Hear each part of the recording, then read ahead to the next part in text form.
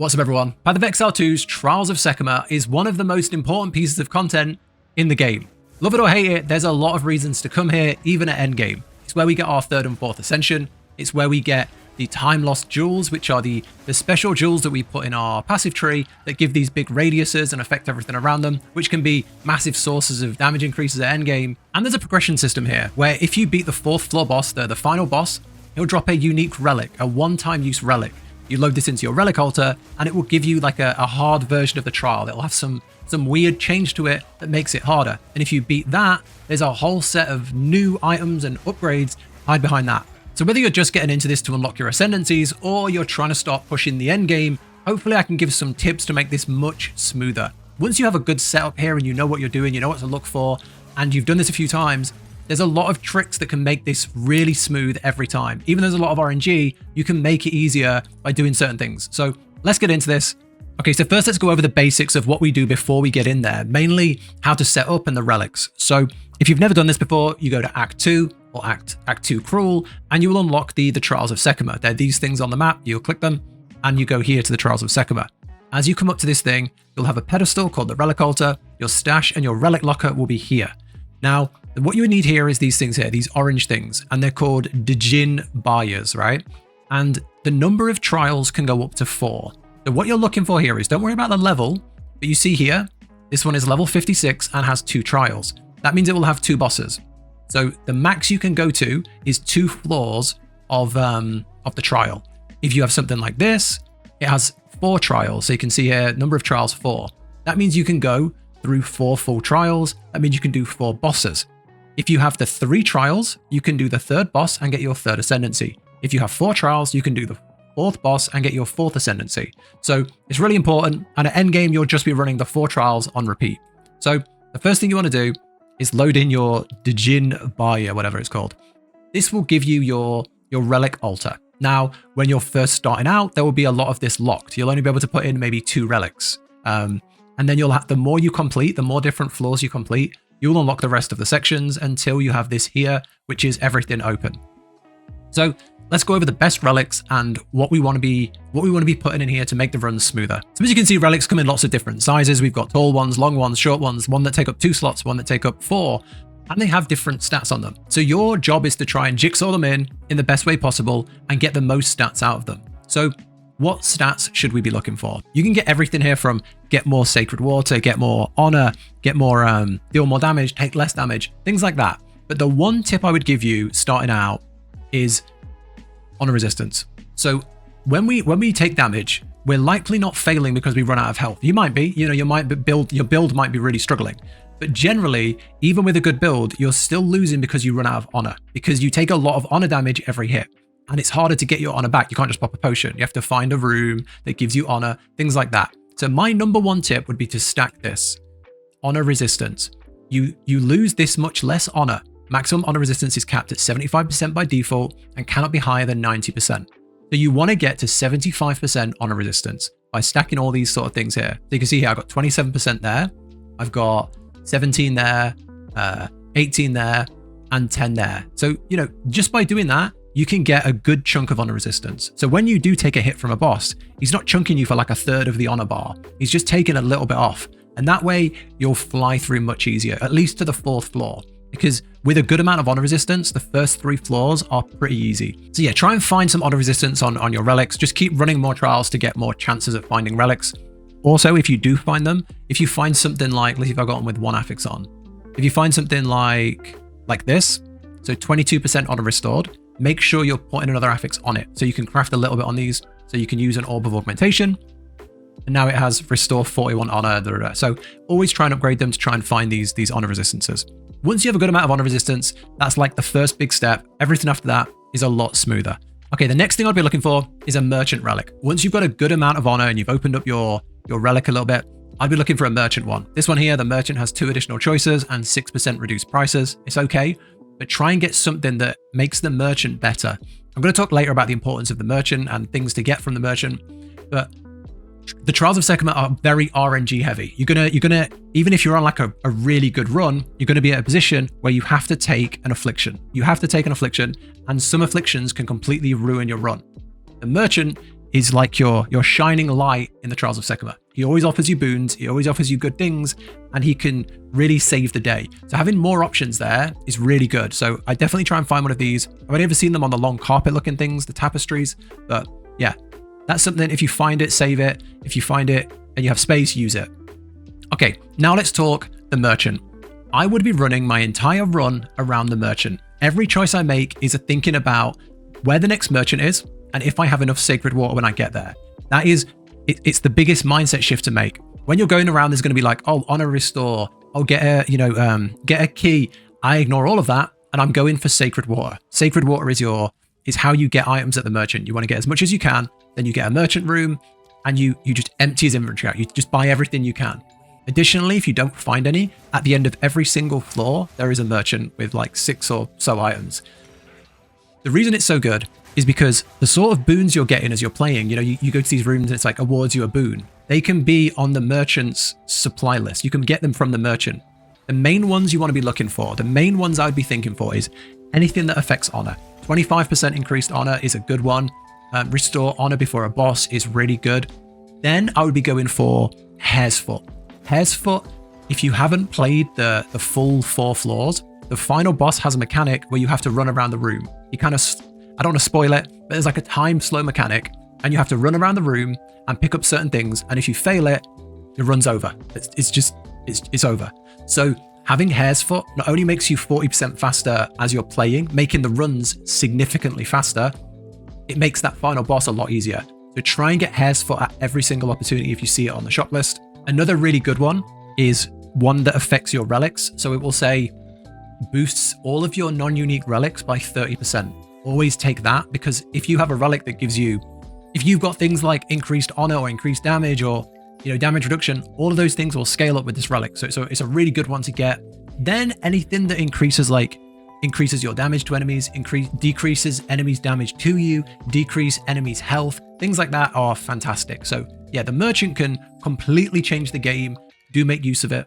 So they're the big things that are going to help you get the run going as good as possible and hopefully help you get your ascendancies and get, all 4 floors completed. Now let's talk about some smaller tips that will hopefully help you along the way. And again, if you're finding this useful, do consider subscribing to the channel. I'm making a ton of Path of Exile 2 builds and guides. So thank you everyone who was already subscribed. If you haven't, would mean a lot. But right, some of the big tips. Okay, so here's a tip on how to potentially skip an affliction completely. So if we look on a map, say you're going through and you see these purple rooms. These are rooms that will give you an affliction. Some of them are unavoidable, but some you can actually dodge completely. Let's say you have 2 rooms in front of you and they both give an affliction. You don't want an affliction. One of them might not be guaranteed. So it's in the detail. When you read it, this one here says, awards a sacred water fountain and afflicts you with low rivers on entry, 50% less sacred water. So as soon as you walk in that room, you get the affliction, unavoidable. However, some may say on them, awards you with a sacred water fountain and afflicts you with low rivers. That would mean when you get to the end and you have your water fountain, using that water fountain would give you the affliction. So if you see that, you can dodge the affliction completely by just not taking the water fountain. And it's the same here. It might say, gives you a fountain to increase your honor and afflicts you with an affliction.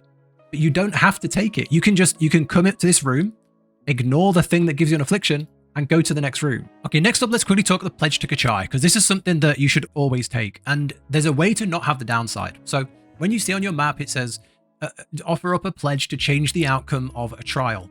Always go to these, always take these. The reason they're so good is there are afflictions in this game that will break your run. If you get something like plus 50% monster health, and then you get minus 40% to your damage, your run is, unless you've got a broken build, your run is just bricked. Your run is over. That's very hard to come back from.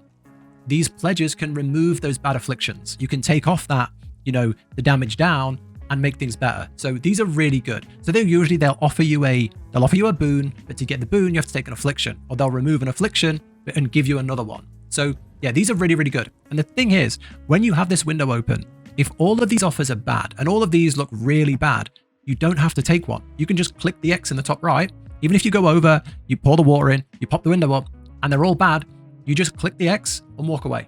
I always thought you had to take one. I thought you were trapped to that decision now. Once you choose to take a pledge, you have to take one. You don't. You just close the X walk away and carry on with the game. Just keep going. Okay, now a tip about partying up with friends or strangers. What's it like? What are the restrictions, the rewards? How does it work? So the best thing, the number one best thing about partying up with a friend is you can both ascend. So if you have a friend who's a lower level than you can take the, or their, their build isn't as strong yet, they've just got to endgame maybe, you can take them through the Trials of Sekhemas, and if you both get to the end of the 3rd floor, you both get your 3rd ascension. If you both get to the end of the 4th floor and beat the boss, you can both ascend. Even if it's your key, the other person can take an ascension. So that's a really good thing. If you weren't sure about that, that's something you can do. I did a few tests with a friend to see what else you can do. So another thing is loot that drops.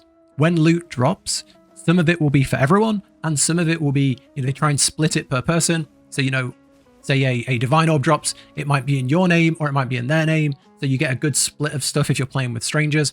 After a certain amount of time, this should time out and then you can both pick it up. So, I found when playing with friends, it's pretty easy to just split the loot. If they're a different build, they take their stuff, you take your stuff.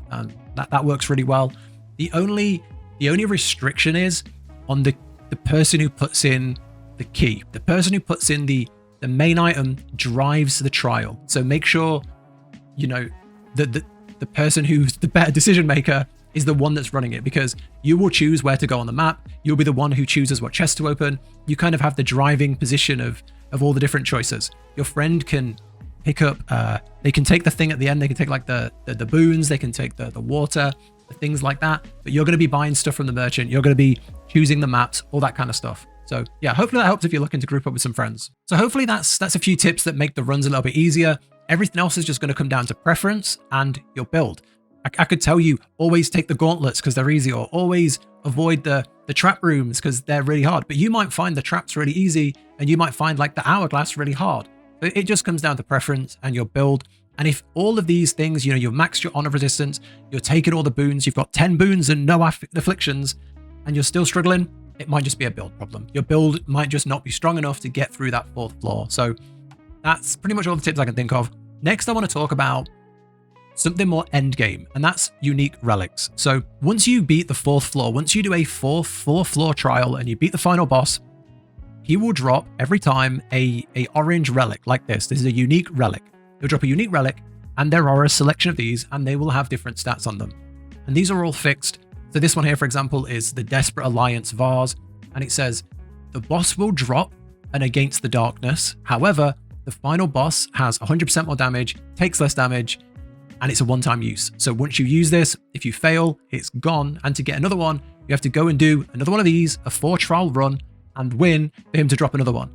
So they're super, super endgame and very difficult. Now, there's lots of different unique relics out there, and they all do different things. There's some I've still never seen. I've had a few of these, and I've never seen some of these. But here's a list of apparently everything available. And you can see how hard these get. This one, for example, the 3rd from the bottom, the Last Flame.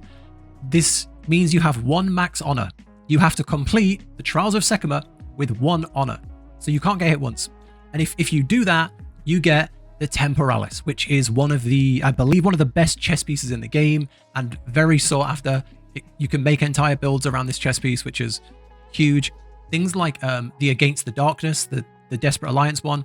This is one of the better jewels in the game, which if you get a good roll on that, that's a really good thing. So hopefully this makes you reconsider Trials of Sekhemas. If you writ this off as something really boring and, you got your Ascendancy and you just noped out and you were like, I'm done with that place. Hopefully, this is another cool challenge that you might be interested in. I am definitely still trying to do these, and I find them really hard, but they're very fun and super rewarding. Okay, now let's talk chests and keys. So this is our big reward. Outside of our Ascendancy, we're also doing this for the keys and the chests. And if you've only ran like 2 or 3 trials, you might not have even seen the really good chests. So at the end of every floor, there is a room with like a long list of chests, some bronze, some silver, some gold. And you use a key, you open them. And if you're only doing like the first couple of floors, they're pretty rubbish. You might get a yellow item, and that's probably all you've seen. When you get to the very end, floor 4, you go into this big room. There's this big open room, and it's just full of chests. It's just filled with lots of different chests. And you can get some good chests that appear in here that have incredibly rewarding items in.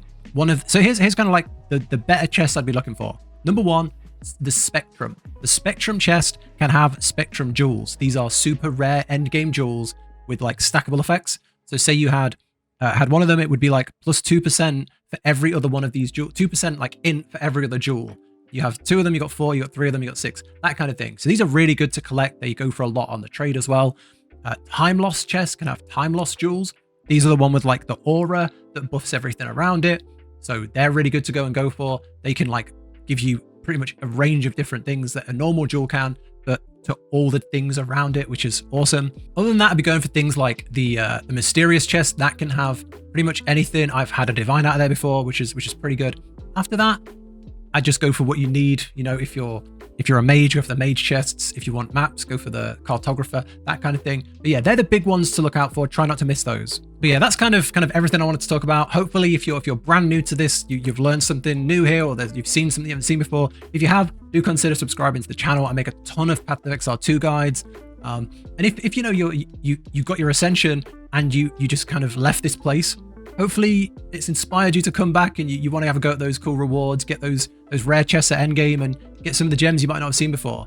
But yeah, that's kind of everything. I think this is a really good Endgame system, but I think it's a bad idea to have it tied behind the Ascension, because I really didn't like it when I needed it to ascend. But now I'm at Endgame and I can kind of push my build and test my build. I think it's a fantastic place. But yeah, I'd like to know what you think of this play. What do you think of Trials of Ascension? I know it's getting a lot of people don't like this. So yeah, let me know what you think. But that's it from me. Thank you for watching.